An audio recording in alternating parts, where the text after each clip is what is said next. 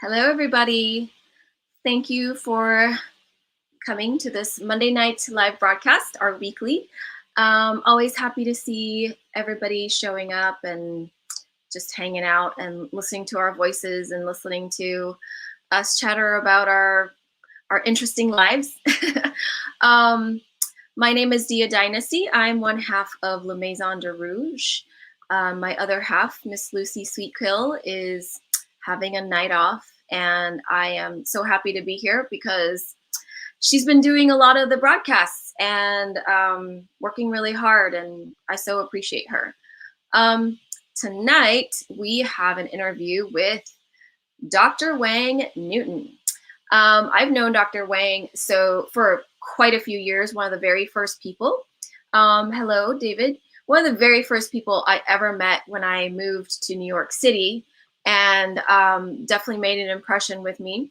Dr. Wang Newton is a Taiwanese-born American performance artist specializing in the art of drag. Assigned female at birth and presently non-binary, Wang takes on hyper-masculine theatrical expression, known in modern times as drag king performance, to give social commentary on culture and politics with comedic jabs. Wang has traveled internationally to host events and provide cheeky, improvised interviews. After 16 years of performing, Wang is considered a prominent king, voted one of the top 25 in the world, and the premier king of Asian heritage. Time Out New York says, "You've never seen anything like the joyously mad drag king Wang Newton. The self-aware entertainer is a crossbreed of a perverse Benny Hill and a Japanese game show acid trip." Over the last 2 decades, Wang has been producing diverse big stage variety shows, among other events, and presently co-produces an erotic digital show, which is a very special thing for me to perform in, called Sacred Wounds with Coco Ono. So I would like to introduce all of you to Wang Newton. Wang Newton. Hey, baby. Hello, International Drag King. I love this title. I mean, after 16 years, you get to say it. Yeah, you're right. And I've known you for quite a bit of that time too, which makes me feel so proud. Since about 2009. Yeah. 2008, Yeah. 2009. Yeah. How are you today? I'm really good. Yeah, I have been. Thank you for asking. It's such an honor to be here. Like, you two are fierce, and this happens a lot with me. It's like I can be confident in myself, but there are so few drag kings in the world. I would say historically about 1,500.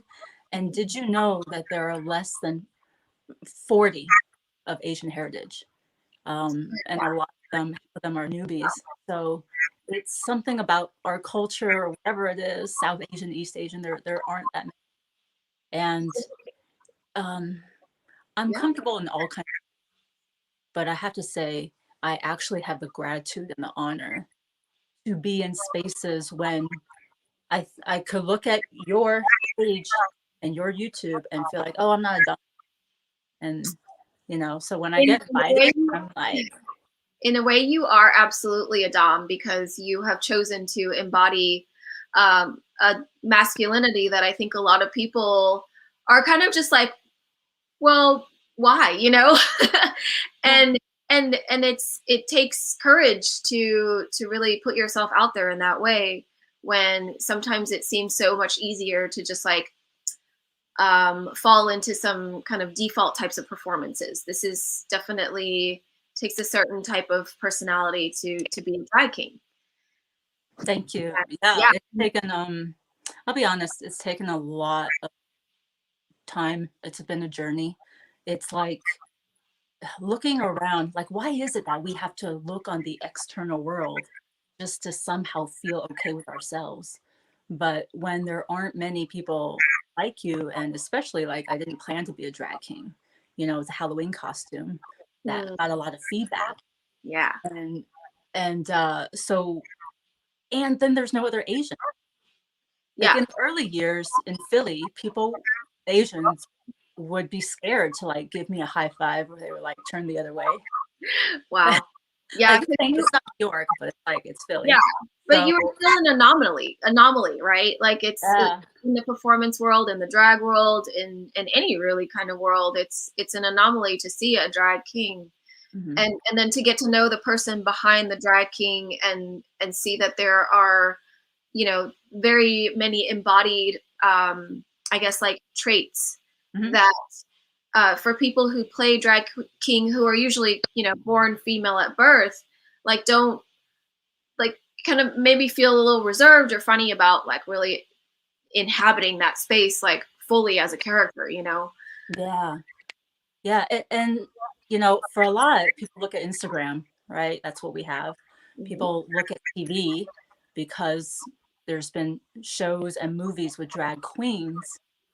There have just been a handful of drag kings in movies and shows, but predominantly we're used to queens.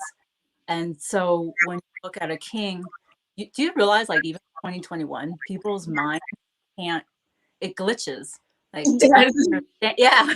Yeah. So it's like, you mean drag queen, but the opposite. And, you know, you could just Like, tell and the what is turn. that? Yo, And who's you could behind feel it? their turning. Yeah, yeah. Yeah. So can I ask you, I'd like to start at the beginning a little bit. Like what's the conception of Wang Newton? Because you said that you were doing it as a Halloween costume. Yeah. And I so how mean, did that like come to be and then grow? picture this. Philadelphia, 2004. October 30th. I had a friend in New York. I've been moving back and forth between the cities, and had a good friend that had a birthday party who said, wear a wig and black clothing. And I was bored as fuck in my little cubicle, and I just needed an outlet. I thought this would be fun. So I thought about what I had, what I owned, didn't want to spend too much money. For some weird reason, it was like, oh, I have a dildo, I have a tuxedo. And and somehow, and I did not grow up with the Vegas singer Wayne Newton, Mm-hmm. but I ended up, you know, with my nickname Wang and stuff. It was just like Wang Newton. Okay. Printed up the lyrics to Dunkashane and did not break character the entire night. You know how Yeah. you're with your besties and you open the door or they have that reaction and they're like, I ain't fucking with you. Yeah. And I was like, yes, I win. And I did win. I did win the prize for the evening. Nice. It was after that, every day, like, you know, in Halloween amongst other people dressed up, I was like noticed somehow. And people were just gagging. So they just kept asking me to come back to events. Oh, And, wow. Okay. oh, yeah, yeah. It was like the gut feeling. Yeah. And I've never had such a strong gut feeling ever since. It was literally like pulling me forward because I was a different person back in '04. And I was like, oh, it's weird. But okay, Yeah. because it was just a thing. And me being ballsy, quirky, I was already a joker, y'all. Come on. And this just allowed me to really, you know, have fun. Yeah. Really flesh out a character too, because Right. Because I didn't want to impersonate I have no connection to the Vegas singer. So I didn't want impersonation. So I, over the years, just form and know or understand who Wang is. yeah. Was there any intention of bringing like the Taiwanese-ness into this character too, like from the very beginning? Damn, good question. No, no. Do you know, in my early 20s, it's like, it wasn't denial, but I think as Asian diaspora, Yeah. Asian Americans, you know, having grown up in small town America in Midwest Pennsylvania, you know, all moving around. And the overall arc, the message is like, you're an outsider, you're an immigrant. Yeah. Um, You need to assimilate. Yeah. similar. And yeah, so I would say there's blending in, and then there's knowing that you stick out. And then it was later because I still got made fun of in the early years because people couldn't comprehend what it was. They were scared, like it was a clown. Like if you're scared of clowns, we're gonna go. Yo, legit. That is what this one Asian kid did. Yeah. Like I was like, hey, bro, and it was just like, but yo, this was cute. This was cute, and sometimes we make mistakes, and we can all grow. Because later on, as I got more press in Philly, he apologized to me. Cool. And he apologized because then he knew what I was. Yeah. I mean, when people haven't been exposed to other kinds of people, I think there's always that like initial shock and awe of like, I don't know how to relate to you and I don't know how to talk to you. Mm-hmm. And yeah, there's I mean, I think there's still a lot of that going on. And Asians doing dom, right? What was that? And how Asians in general see doms or any other minority or marginalized, if we don't see it in the media, Right. Yeah. We don't see it in the media. We don't really have anybody that we know of that will like admit or confess themselves to us. Or it's like when people meet doms or when people meet me, they're like, you're a what is and of course a lot of times even with doms, like some people have some idea, but like with drag kings I feel like it's even more obscure. And you had talked about like this kind of expression of like something from deep inside of you, deep inside of your gut. I was thinking about that being like your self chakra, like the yellow one that is all about like who you are and your who right. Like your gosh, solar plexus. Your solar plexus. Yeah. And that's what they say when they say gut, because it is like, right about here. Yeah, where all your guts are. Yeah.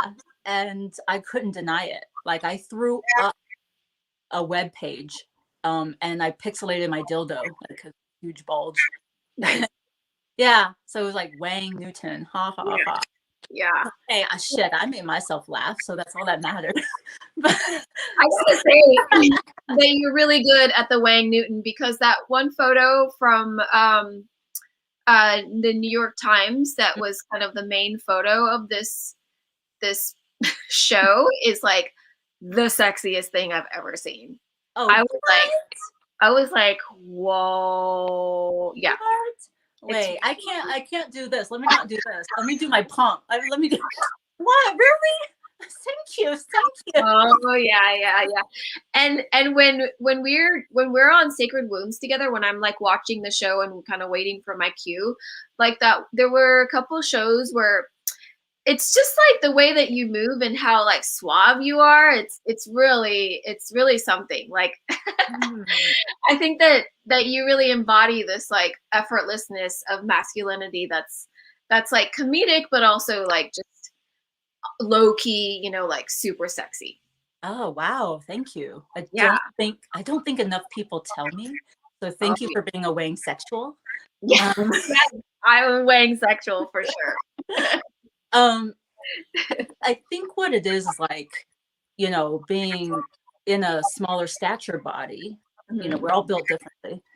So kings are not wearing padding as much, but at the same time, we have to, do that angular bigger. But I would say that it's been so many years. So there's an effeminate part, because I have my duality of masculine and feminine energy. And at the same time, it's like, what is it I don't see out in media that I want to sort of put out there? And it's really odd how me, Wang Newton, I've been holding it down. Me, your boy, Wang Newton, holding it down for representing Asian men at the same time in the media. You're welcome. But why, using the hashtag sexy Asian men works because there are so few leading Asian men. And Asian Americans or Canadian, the diaspora in general, we could stand to see more. Only like this month, like Doja Cat has a new video with Alex Landy as the lead, and he's this astronaut, and fully clothed, but his face is sexy. And by the end, he's like in bed with the two Black women. I was just like, get it. Yeah. It's things we don't see so much, but at the same time we want to see it. Yeah, like astronauts having a menage a trois. Yeah. Yeah, why not? I mean, honestly, I think astronauts, their outfits are kind of, they obscure like what could be underneath, so anything could be underneath, right? Right. Yeah. Killer bod. So yeah. So it's nice to have, yes, admittedly, like the old school part of me might be the big Wang, phallic jokes. I mean, come on, you can let that slide. Yeah, I mean, I think that that's a big part of kind of masculinity, is always being aware that you have this big dangly thing between your legs, in front of your body. Yeah, so it's not everybody's as big and dangly as yours. It's a joke because it's all the stupid stereotypes, right? So you just go again. You play with it, you do some of it, you go against it. Yeah, you play with it. Yeah, totally. So can we talk about kind of the evolution of Wang and how that kind of intersects with gender and sexuality? Is that too broad? Let me ask you something a little more specific. Has Wang evolved? How has Wang evolved over the years in, let's say gender? Mm-hmm. Okay, so I would say, how did I evolve? Because Wang, the persona, is static. It's a cheesy Vegas guy. And I would say the evolution of Wang would be by the red suit. So first it's a black tuxedo.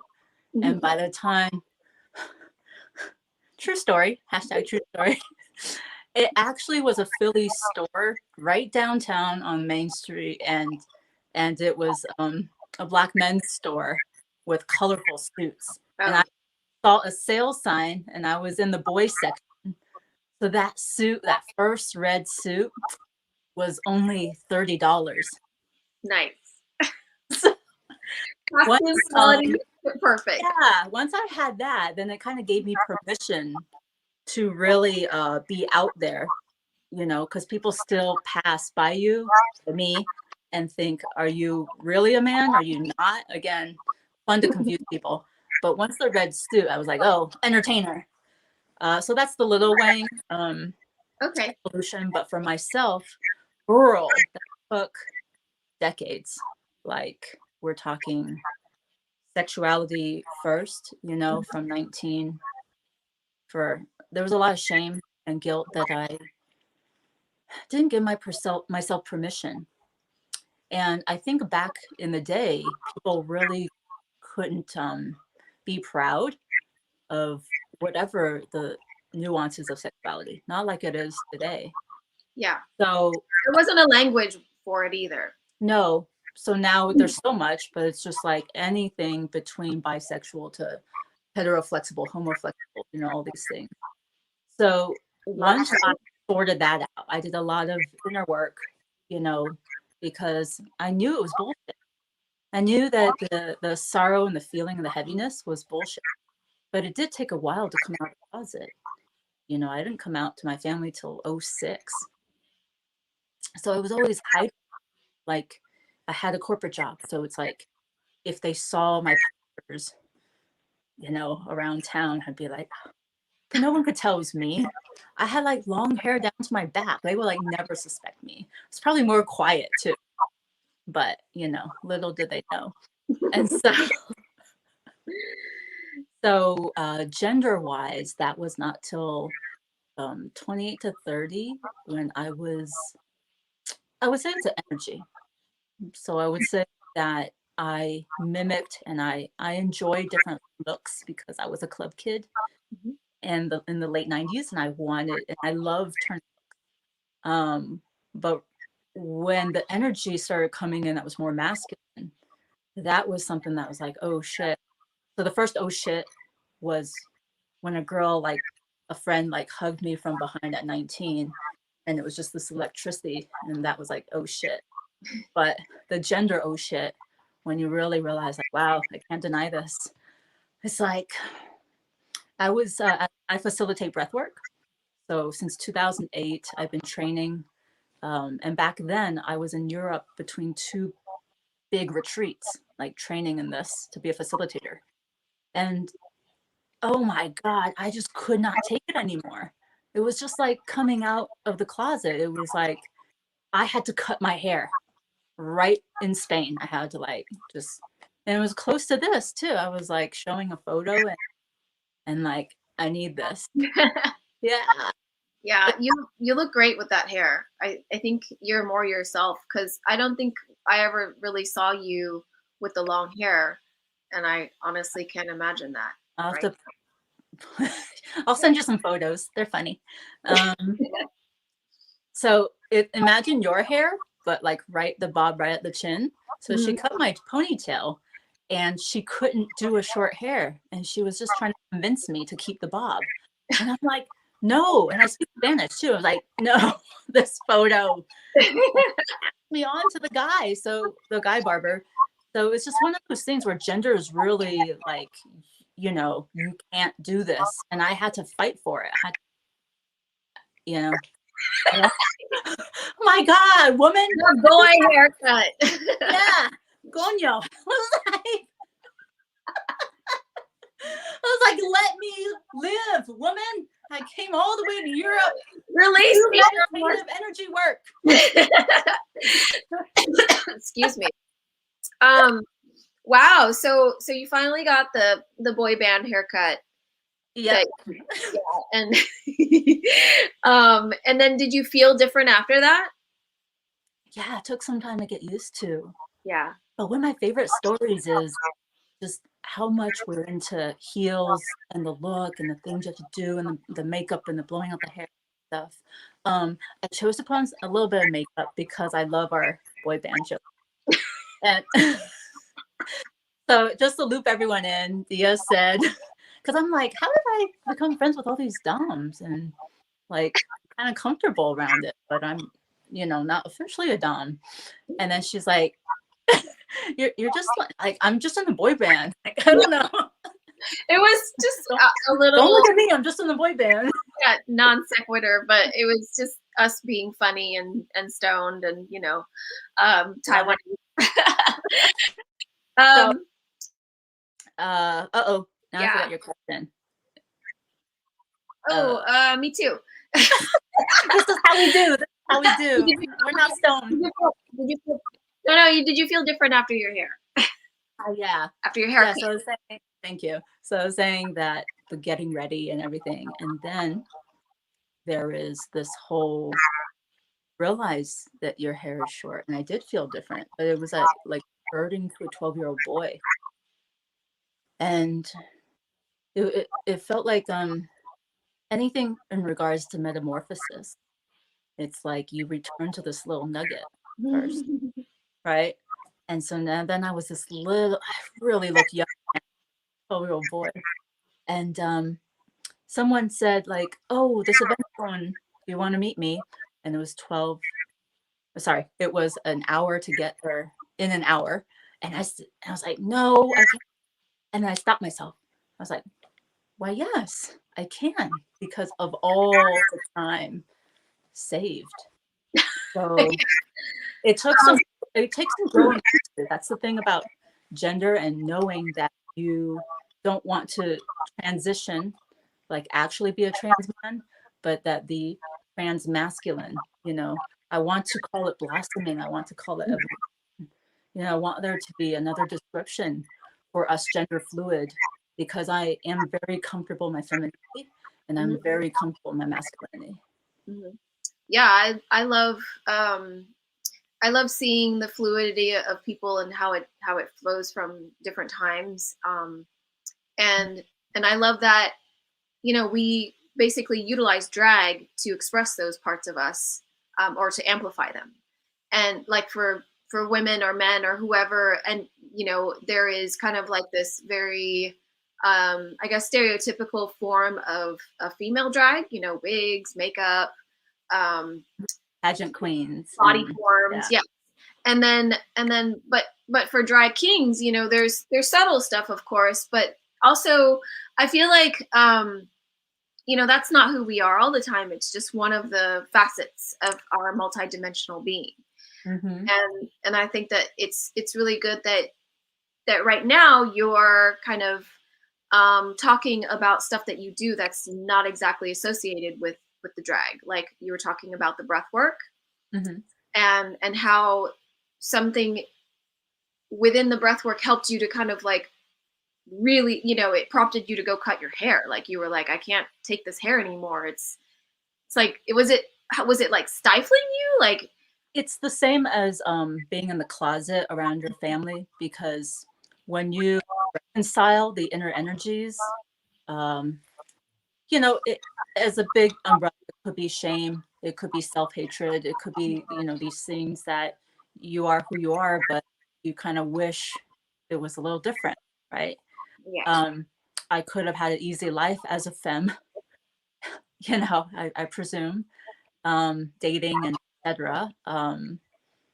But I didn't choose that. I just didn't choose it. yeah, And and I say I could have, in the sense that because society is already set up, it's established. So even what I witnessed in the Asian parties like a long time ago, like, wow, what is that? At the restaurant, mm-hmm. or at least in restaurants, they just put the check like right in front of the guy. Like there's Oh, no, yeah, yeah, so yeah, it would have been easier, or I could have better, but let's just say I'm proud to have gone through the long journey, mm-hmm. and it's stifling. It's being okay having a beard. Like I actually legit was. And then you're just like, no, I want to be authentic. Like I don't want to hide around and lie in this, and Mm-hmm. you Yeah, know, con- girls like shit. It was like contorting myself all the time, yeah, bending, contorting, you yeah, know, because getting dressed up is a choice.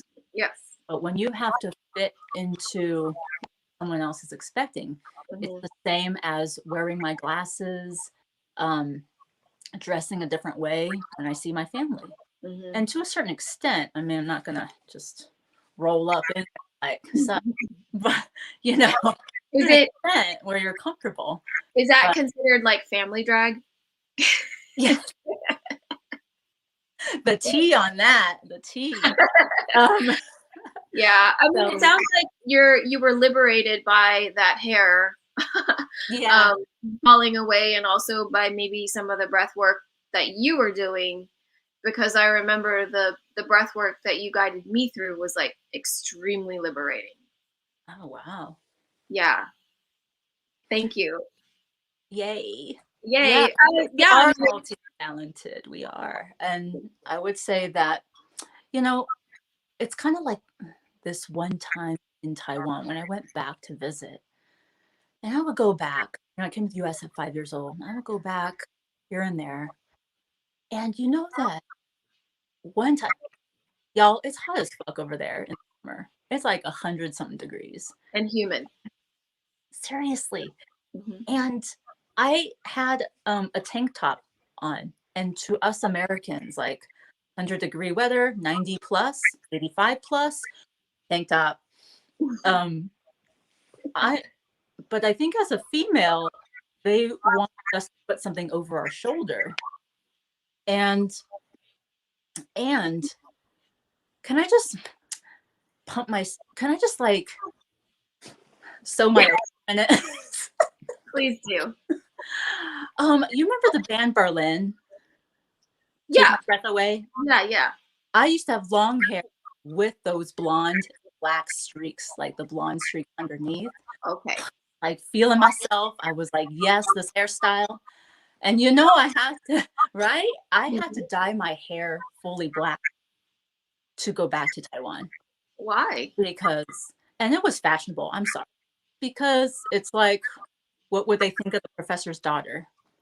Oh, the professor's daughter. Okay, you had a role to fulfill. Yeah, so between the hair color, because of your bad kid, you know, whatever they think of people who go out at night. And I was such a club kid that, yeah. So between that and the tank top, there were just some things that I just didn't understand. Mm-hmm. And I think those are the things we look at when we look at ourselves, and then we look at the outside world, and then we're just saying like, I don't understand why that's so bad. So it's not number one. So I'm just not going to follow that rule. Yeah, it's a different culture. And so, you know, as somebody who, you know, is of two cultures, Yeah. sometimes one of them can seem a little off. Can you talk a little bit more about your Taiwan, your like Taiwanness, and your kind of like bringing that into into your life more? Wang's a Taiwanese drag king. So, you know, that's why I have a type A personality. Bing, bing, bong. For Bing, bing, bong. I say bing, bing, bong because you know what? We don't have the hi-hat snare, okay? Yeah. And if anybody So doesn't know this already, Taipei is the capital of Taiwan. Such a good pun. So I bring it up because, you know, when I look at it, it's kind of funny because we are of Chinese heritage historically, but we are communist. So it's kind of funny to me. And that's why I say we're the Puerto Ricans of the Orient, because waving that flag, we have island pride just as well. And I just thought, what would make me be me, but at the same time, distinguish myself as not being mainland Chinese. Not that like it's a big deal either way. We are slightly less political as Americans. So it just became one of those pride things too, because I actually do love, you know, some things about Taiwan.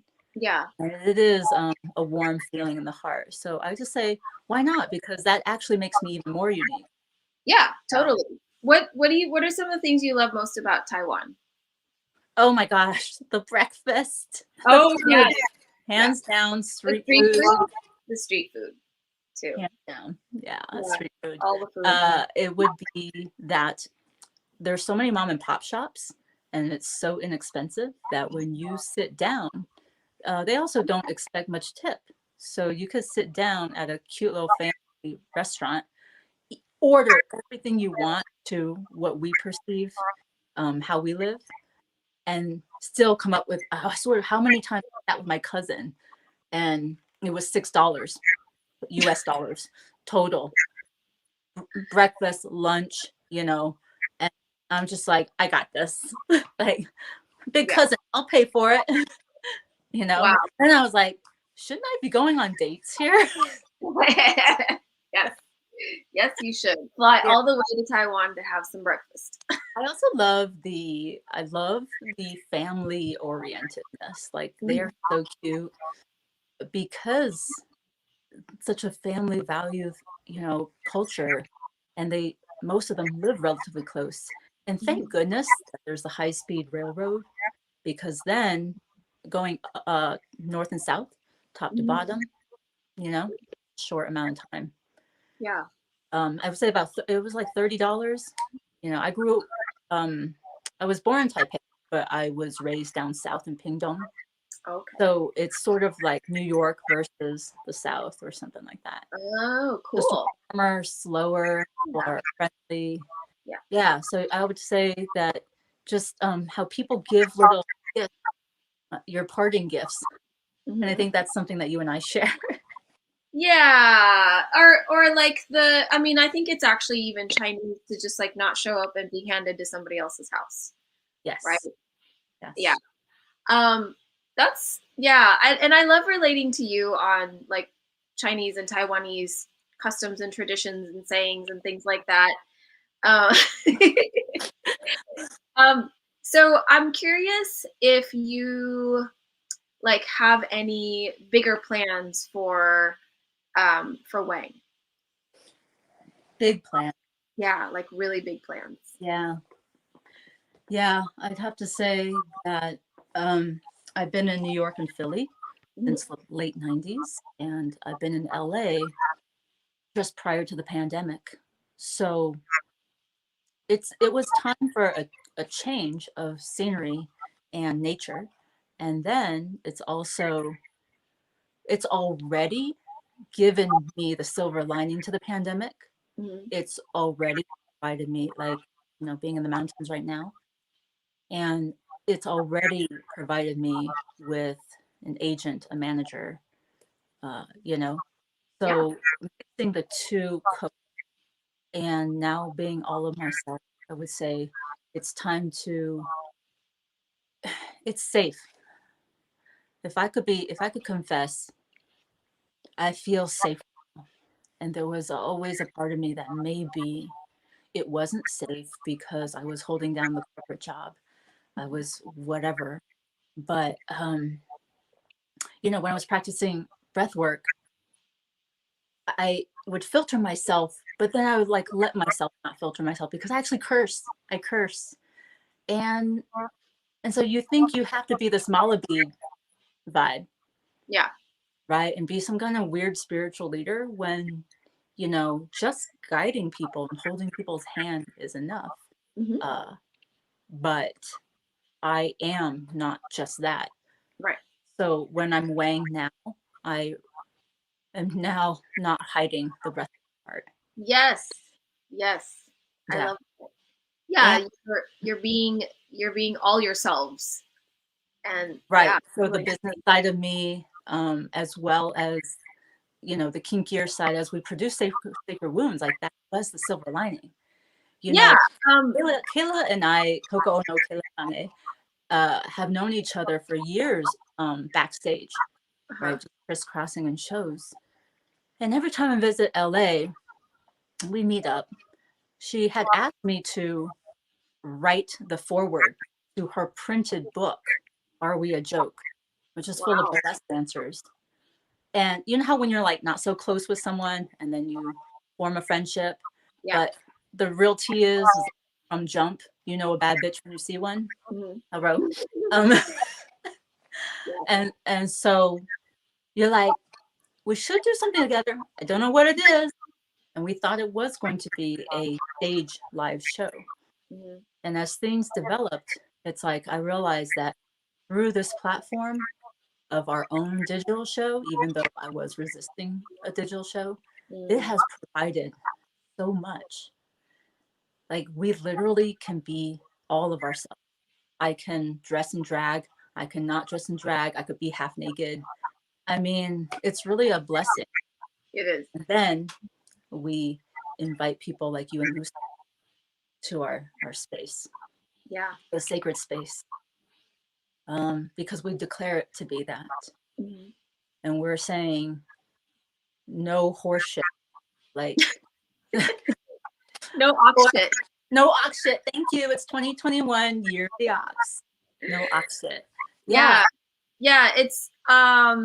Yeah, I have to say that that's one of the things that I think, I've really sacred wounds is one of the hugest blessings that I've really come upon lately to get to um, remember the artistic side of what I do, and to Wait, see can I other. stop you 1 sec? Oh no, finish your sentence and I'm gonna stop you. Okay. And also to see Asian Americans coming together and being badass together and not being some, like Asian stereotypical. Canadians and Asian Europeans and people in Asia. Yes, Asian And our non-Asian friends. Asian dash people. Yeah. Yeah, please go on with what you were gonna say. I was going to compliment you. Oh, So now turn on your receiving mode. Beep, beep, beep. lay it on me. For the entire audience, and this is a sell and a not sell of rewatching our show when it comes out, when we replay it. If you want to see Dia Dynasty pull an arrow through her coochie pop, you will want to see Sacred Wounds. The initiation episode. I mean, I just gotta say, I was fucking so blown away because there's the timid part of me, the creative part that would, or these visions that come, and I was like, okay, so what would you like to do? We give all of our artists. This is an Asian-centered queer, so in other words, it's mostly queer, mostly femme, and it's through our lens, but it's not exclusive to Asians or queer or anything. We give zero fucks. Yeah. We just want to be able to be free and do what we do and be accepted and just show how fabulous we are. Yeah. So when you see, first of all, you were in the first episode. So your short film encapsulated. Wait, people can see that for free on Vimeo though, right? I hope so. Let's put your short. So you do a piece that you already created, and it encapsulated, like with the snake, with a little bit of nudity, it encapsulated what we thought Sacred Wounds was in September 2020, our first show. Yes. By this last April show, when you came on again, we wanted to give you free reign, but then it was like, oh my God, you're going to do it? Like, seriously, you're going to do it? And I thought you were just going to wear underwear, girl. And it was like dark red and black is both of our signature. Yeah. In a red room. And there was just this little, had to be Wang. And like, what?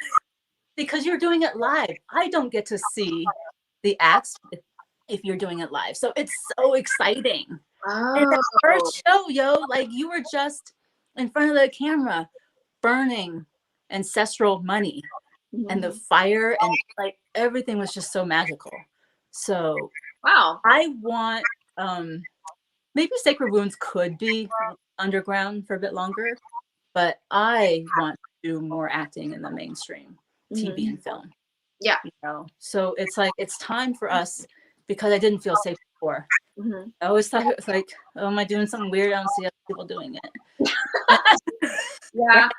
Yeah, but you're doing something really special too, and so not everybody can do it, or wants to. Yeah. And then from this perspective, looking back, down on the mountain, or however the phrases go, but it's like, oh, I'm the motherfucker here. Like I'm the one here.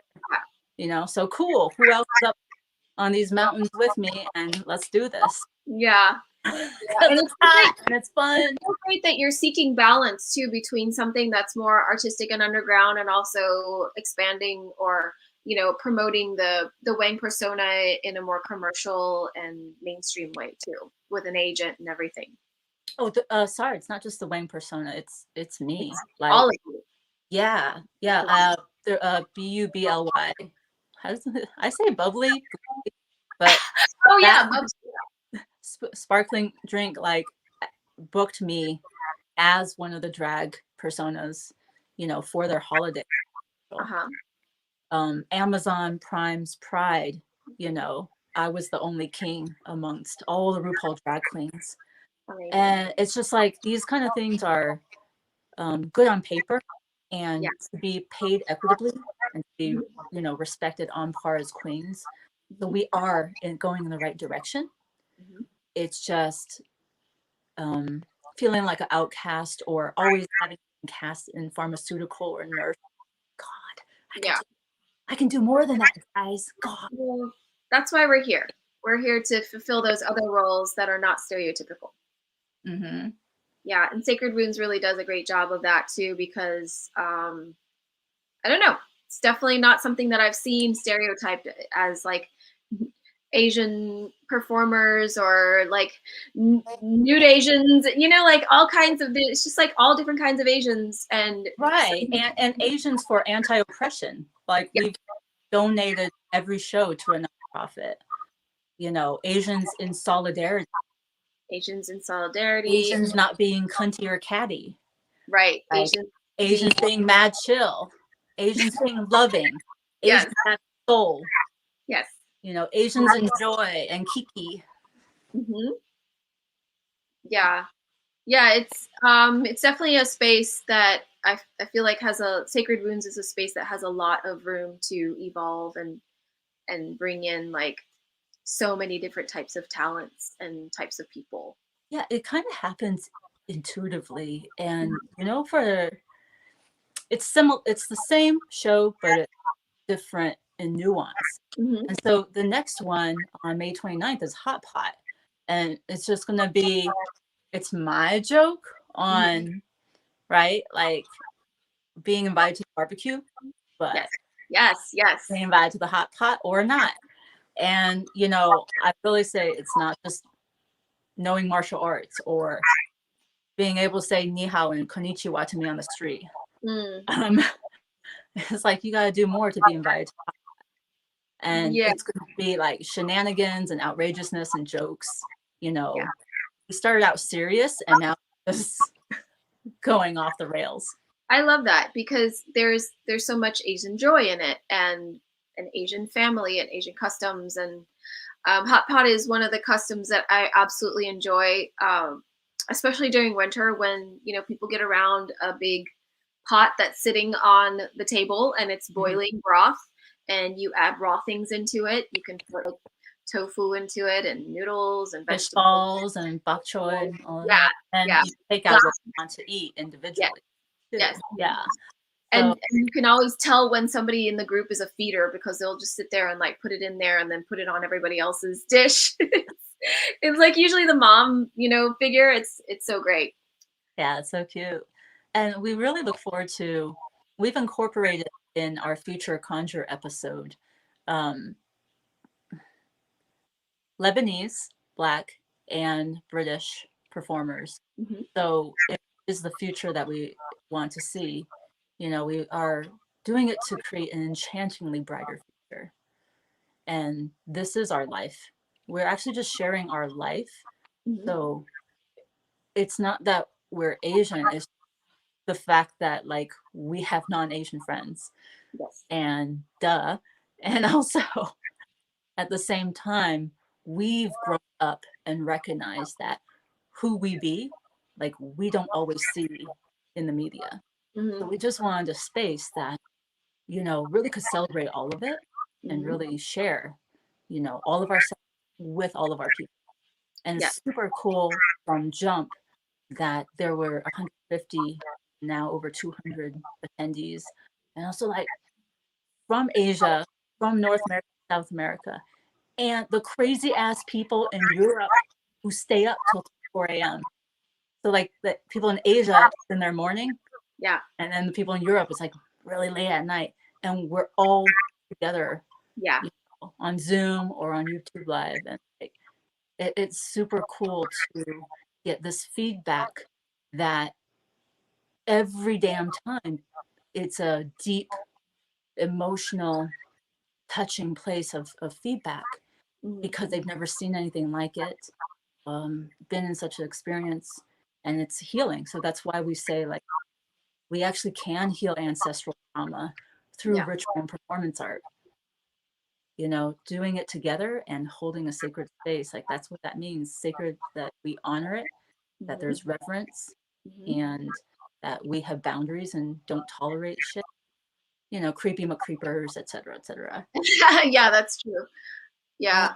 Yeah, and there have been some of those, which it's really good to have a community where something like that is like noted and held in a way that we're all just kind of like we agree that we don't want this, and it Yeah. keeps.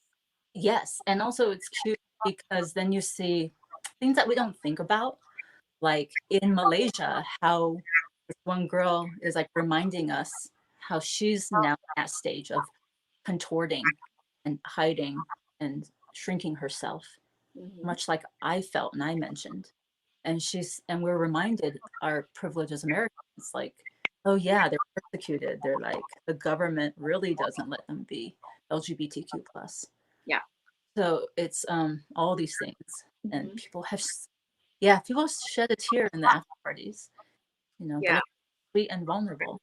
Yeah. So Yeah. And it's safe, and I love being a part of it. I love that you and Coco have created it and keep developing and growing it and giving it lots of love. a lot of love is definitely being returned to it as well. It's a very special thing. Yeah. So I have a question for you that's more like kind of astrology based. I just like to know, what is your sun and your moon and your rising sign? Aries, Sun, Leo, Moon. Ooh, Oh wait, Leo rising and Cancer Moon, or I think, okay. yeah, Okay. yeah, Cancer. Great. I just looked this up recently. Oh, okay. Um, Oh no, why? What? Now oh tell me. no, nothing. Like, you know, you're a Leo sun. So I guess like Leos, all the Leos that I No, know. Aries Sun. Oh, Aries sun. Yeah. Aries is also like a fire sign, very fiery, and Wang's a Scorpio. Wang was oh, born. Wang's a Scorpio. Okay. Yeah. That makes sense too, being as mysterious and pervy that Wang is, full of secrets. So I have a question for you, actually, that is from one of our audience. He Hi, asked, audience. this is David. He asks, has Wang performed in Las Vegas? I have not performed in Las Vegas. I have passed through Las Vegas to visit a drag king friend as I was like around. And I specifically was not so interested in Las Vegas. And David, you know what? Thank you so much for asking. I'm not sure if it's me or if it's reality. I'll just put it that way. But it feels like you have no idea how racist people are. And let, let me be clear. We know by now that it's not just, white hoodie that means, oh, that's racist. We're saying people just still perceive Asians to be immigrants and like we're not American, and they're disconnected. Yeah. Yeah. And so it's immediately like I've had people in the beginning days like touch my hair and like, what are you? And all this. And then it's just like they're gonna expect me to do Wang Newton, and that's okay. Mm-hmm. And that's Wang's turf. That's cool. I remotely do not do Wang Newton. So I don't want to keep asking. I don't want to keep explaining it, Mm-hmm. So I just kind of shied away from Vegas a bit and wanting to perform there. Right. But I will sing Danke Wang, Danke Wang. I see you as maybe, a different kind of lounge act that transcends Vegas, even though like maybe your original namesake came from the kind of person that was like very popular in Vegas. Yeah. Good question. I took some cute photos, I believe. So David, if you want to look on my Instagram, Dr. Wang Newton. So there's some There fun. we go. So I have another question here from SH. Do you mind saying if you feel safer walking at night when you are dressed more masculine? Thank you. I do not, because Wang is in a red suit most of the time. But I will say this. I find it very important. I'm not fucking around. I find it very important for each of us to take on the responsibility of discipline and training ourselves towards mastery. To know your energy, to know your center, to know a little bit more about your body, your physicality, Mhm. and that I've been also ashamed. God, so many damn things I'm in the closet about. I've been damn this country. I've been practicing martial arts, kung fu, various kinds, and dabbling, but I ended up doing Wing Chun, kung fu since 2006. It does not mean I'm really great at it, but it means that in my assigned female at birth body, I am not safe no matter what. Mm-hmm. Don't feel safe. I always have my guard up, and it sucks, but it's just how it is until I can afford a bodyguard. Or does any slave want to volunteer? Um, I'm I'll put a saying word I out will. I'm to just all the saying big. I will. I'll put a word out to the Hey, strapping ones. That was a right, really right. good question. I'm just being honest because, I just, like I said, it's being made fun of, like, do you know Kung Fu? But really, training Kung Fu was my way to connect to my own culture. Mm-hmm. Like, I don't speak the language well. I don't know history, Chinese history. Like, you have to Yeah, understand what it's like to be Asian hyphen American. yeah, So I've trained myself as in drag or out of drag. I do not feel safe, but I can keep myself safe. So yeah. thank you for asking. Yeah, yeah. There's a big difference between feeling safe and keeping yourself safe. It's a very good distinction. Yeah, thank you for asking that question.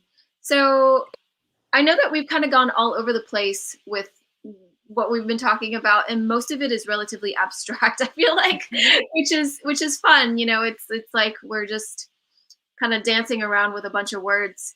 Um, I think that it's really amazing that to have seen you grow so much and to embody more of yourself, whether you're dressed in drag or not.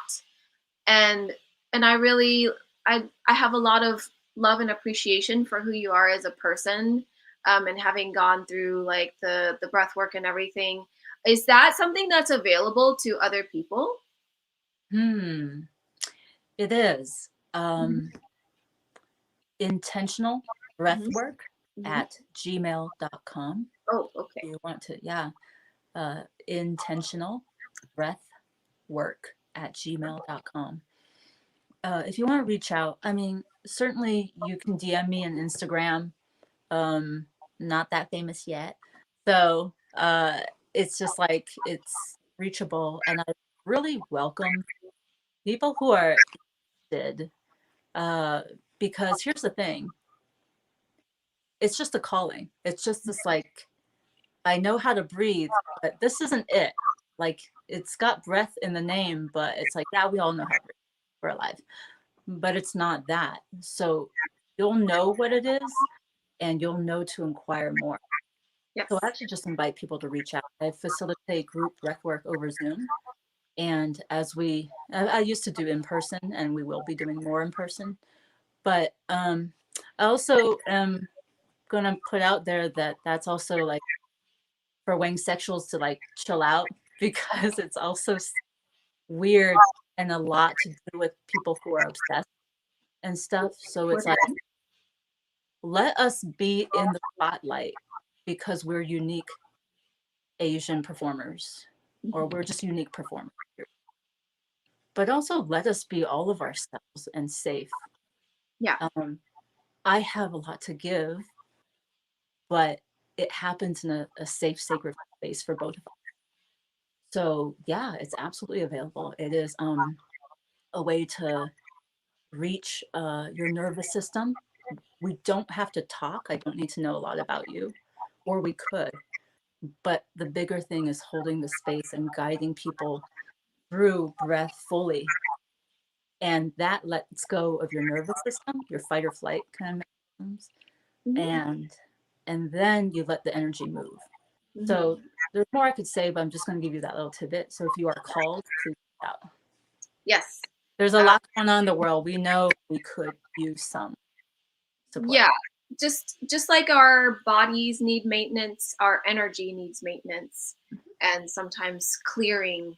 So I would say that breath work is something that can help with that, among many other things. Like sometimes we hold emotions in our body, and breath work can help clear that.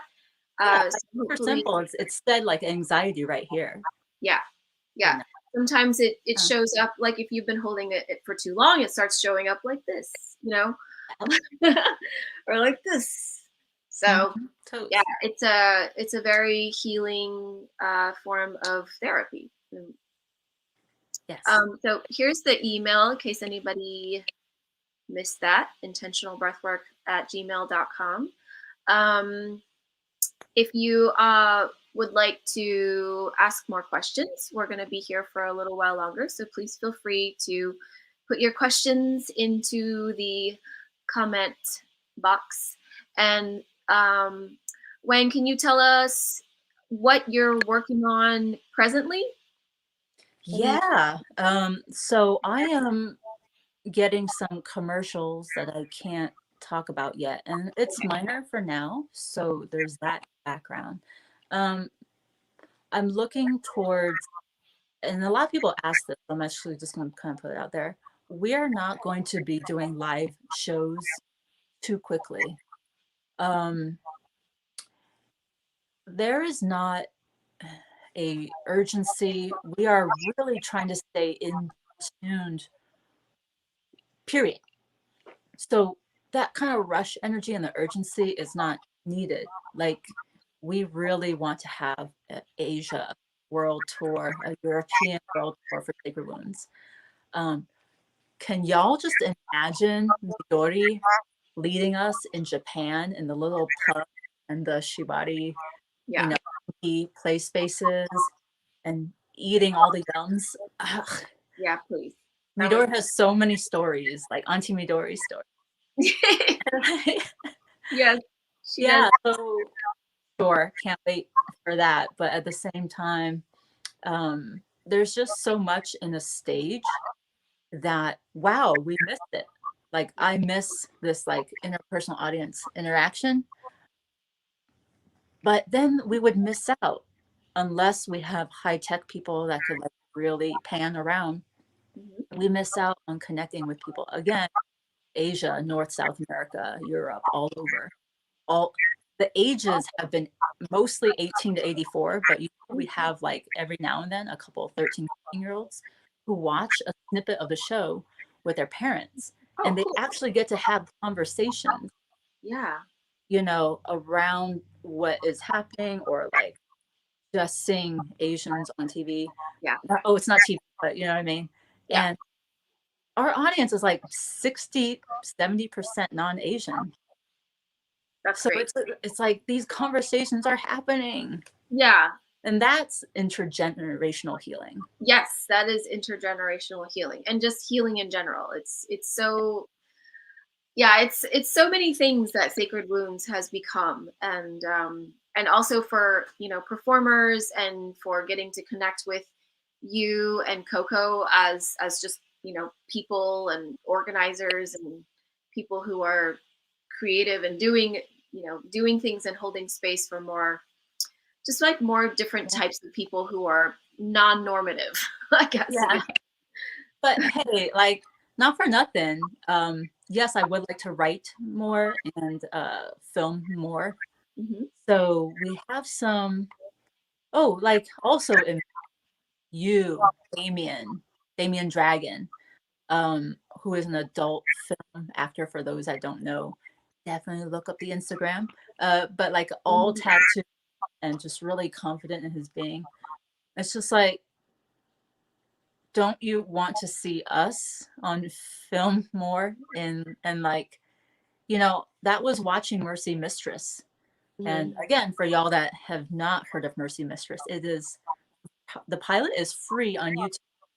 And Yin Q is a dom from New York that created it. It's based on their memoir, and Margaret Cho executive produced it. So Mercy Mistress on YouTube.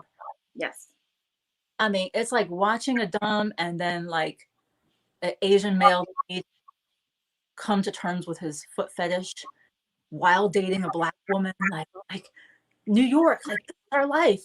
There's Yeah. no big thing, but Yeah. it's like apparently a big thing to people.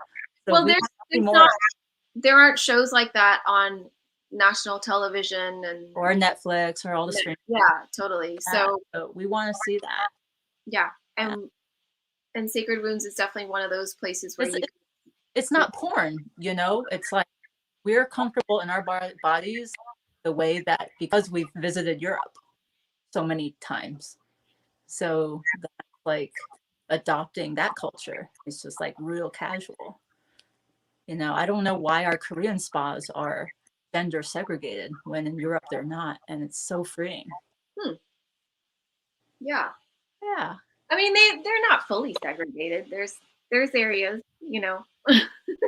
With oh, and in America, it's like with clothes on. I just mean like totally. That's true. And the guys in Europe aren't like creeping on you for the most part. So Yeah, I mean, nudity in America is so sexualized. It's hard to go anywhere where, you know, you can just be naked and somebody's not totally offended and thinking that you're, you know, a pervert. I know, my gosh, the thing around sexuality in the US and is so odd. It's Like, I so thought Asia was conservative, but Americans want to be all aggressive, but it's actually it's yeah. just bodies.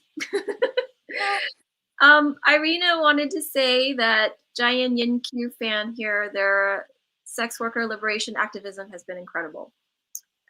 Yin is definitely one of the people in our community, along with Midori, who we totally revere and just are so glad to be in community with them, you know, because they've created so much of their selves around this community as well. Mm-hmm. And keep bringing so much richness back into it. So if the audience is, you know, totally like chill and into fetish, like, yes. wouldn't it be true to say like art in general and beauty and performance art, like we admire all of that. So in talent wise, like that's why the show includes dancers and performance art, right? Like it's a ritual, but woven in the sense that like I am the drag persona.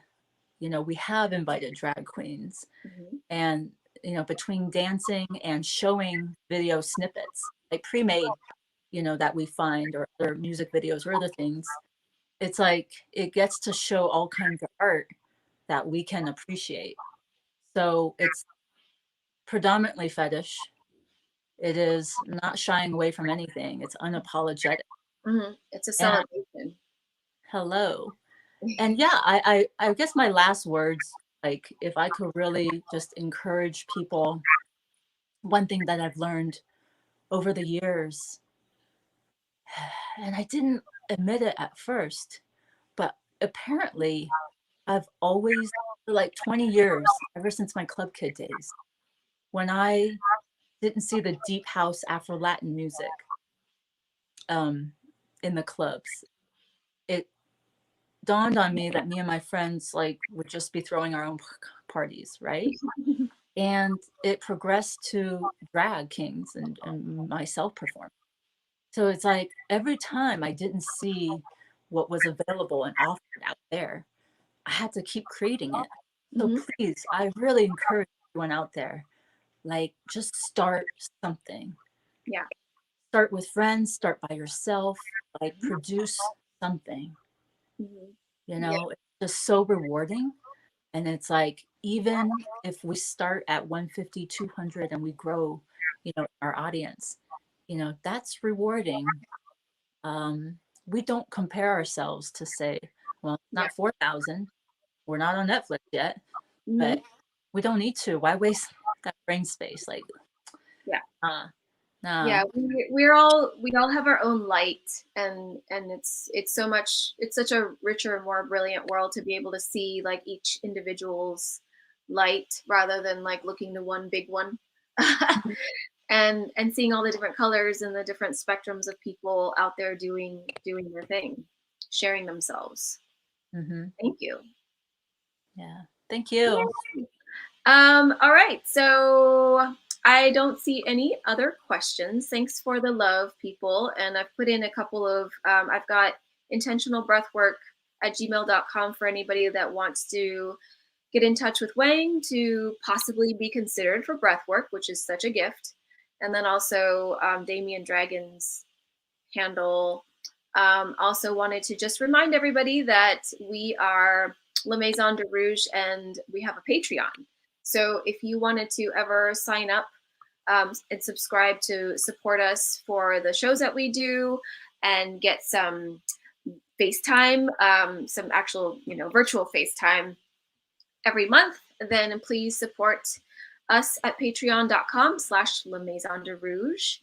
And Actually, I know you wrote it down there, but follow at Sacred Wounds, because I know I gave a little shout out to this sexy Asian men in our cast, but I really want to say, like, we've curated like Ibuki Kuromochi, artist, like videographer. Like, you have no idea, like, the unique people that are in the cast. So I really welcome, Yes. you know, people follow that. Thank you. Yes, please follow Sacred Wounds. That's sacred.wounds on Instagram.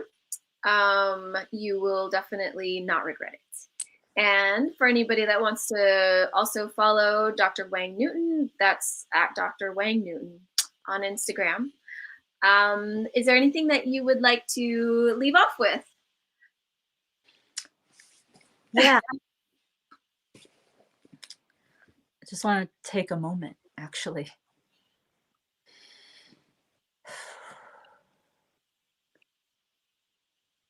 I just want to take a moment to shut the fuck up. And I know people don't do that in interviews, because that's not the point.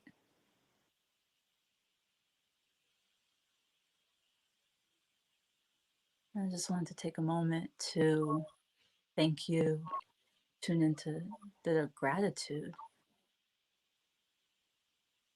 Like, all the doing and all the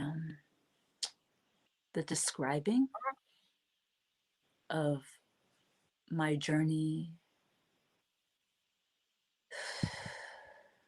or Sacred Wounds, in my mind's eye, it is so colorful and has so much texture and up and downs. I just wanted to take a quiet moment and be with the audience and just say thanks. And I hope to cross paths, all that, with you in the future. Thank you.